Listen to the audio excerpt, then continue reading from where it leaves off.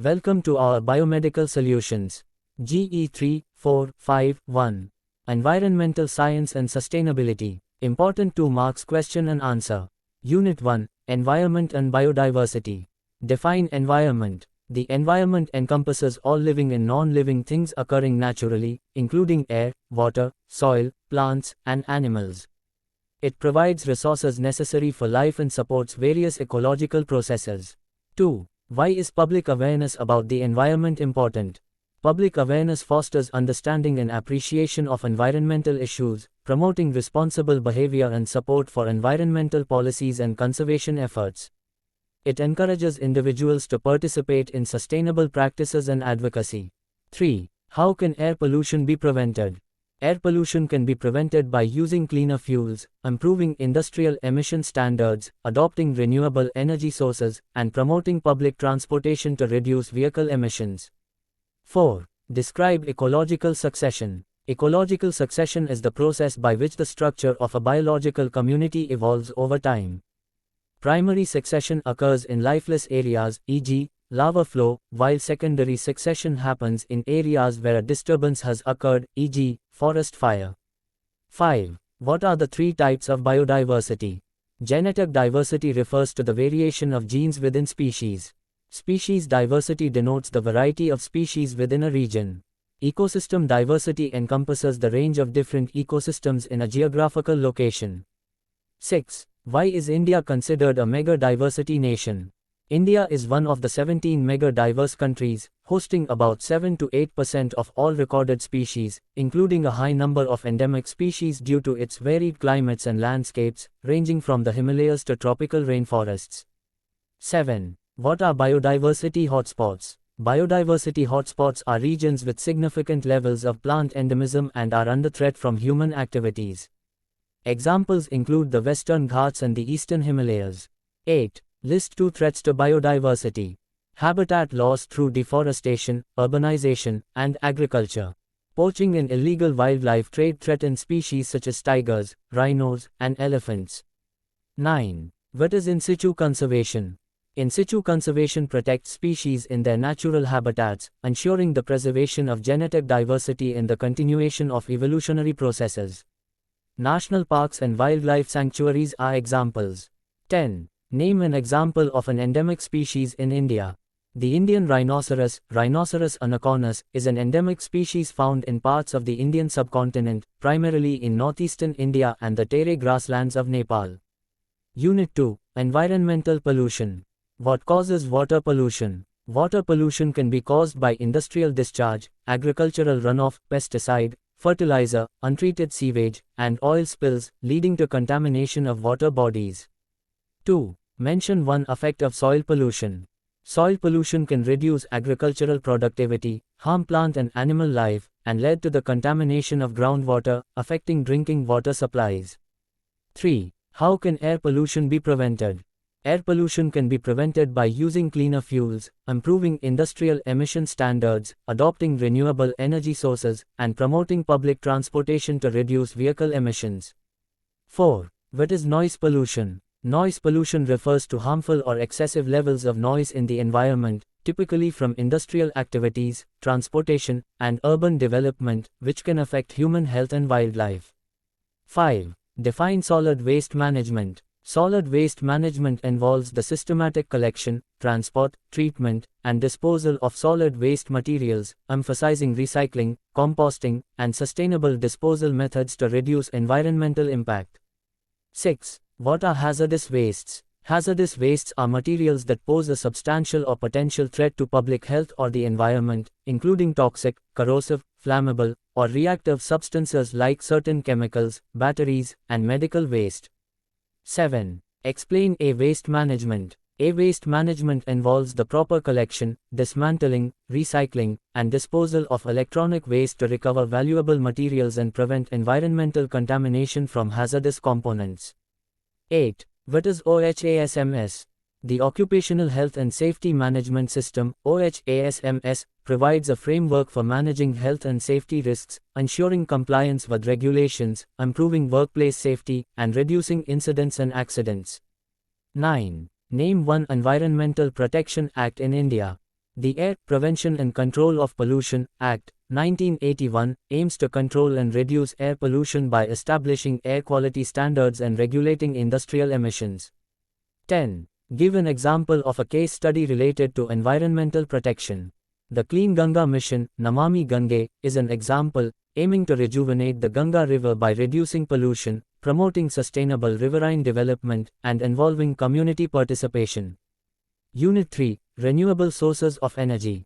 Why is energy management important? Energy management is essential for optimizing energy use, reducing costs, decreasing greenhouse gas emissions, and ensuring sustainable energy supply, contributing to environmental protection and economic stability. 2. What is the need for new energy sources? New energy sources are needed to address the depletion of fossil fuels, mitigate climate change, and provide sustainable, clean energy to meet the growing global energy demand. 3. Name 2 types of new energy sources. Solar energy harnesses sunlight using photovoltaic cells or solar thermal systems. Wind energy converts wind power into electricity using wind turbines. 4. What is hydrogen energy? Hydrogen energy involves using hydrogen gas as a clean fuel for various applications, including fuel cells in vehicles, electricity generation, and industrial processes, producing only water as a byproduct. 5. Describe tidal energy conversion. Tidal energy conversion captures the kinetic and potential energy from tidal movements, using tidal turbines or barrages to generate electricity, exploiting the natural rise and fall of sea levels. 6. What is geothermal energy? Geothermal energy is derived from the Earth's internal heat, which can be harnessed for electricity generation or direct heating applications using geothermal power plants and heat pumps. 7. Mention one application of ocean energy resources. Wave energy conversion devices capture energy from surface waves, converting it into electricity, providing a renewable energy source with significant potential in coastal areas. 8. What is energy conservation? Energy conservation involves using energy more efficiently and reducing unnecessary energy consumption through technologies, practices, and behavior changes, contributing to sustainability. 9. Define a geothermal power plant. A geothermal power plant uses steam produced from reservoirs of hot water found below the Earth's surface to drive turbines connected to generators, producing electricity. 10. What is the concept of a sustainable energy cycle? A sustainable energy cycle involves generating, using, and managing energy in ways that do not deplete resources, minimize environmental impact, and ensure energy availability for future generations. Unit 4. Sustainability and Management. What is sustainability? Sustainability refers to meeting current needs without compromising the ability of future generations to meet their own needs, balancing environmental health, economic growth, and social equity. 2. Why is sustainable development important? Sustainable development is important to ensure long-term environmental protection, economic prosperity, and social well-being, addressing issues like poverty, inequality, and climate change. 3. What are the Millennium Development Goals? The Millennium Development Goals were 8 international goals established by the United Nations to address global challenges such as poverty, hunger, disease, and environmental sustainability by 2015. 4. Define the concept of carbon footprint. A carbon footprint measures the total greenhouse gas emissions caused by an individual, organization, event, or product, expressed in equivalent tons of carbon dioxide, indicating their impact on climate change. 5. What is the Global Environmental Facility? The Global Environmental Facility is an international partnership that funds projects addressing global environmental issues, including climate change, biodiversity, and pollution, promoting sustainable development. 6. Name one regional environmental issue.